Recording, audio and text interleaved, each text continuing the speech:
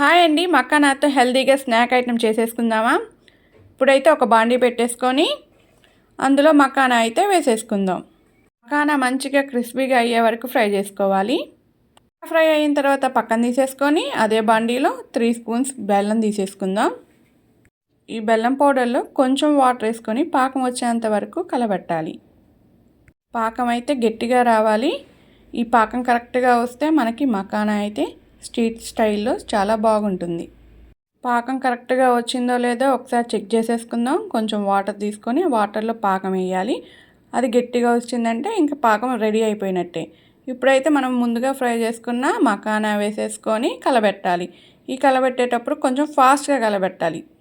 ఇంకంతేనండి, మనకి క్యారమెల్ మక్కానా అయితే రెడీ అయిపోయినట్టే.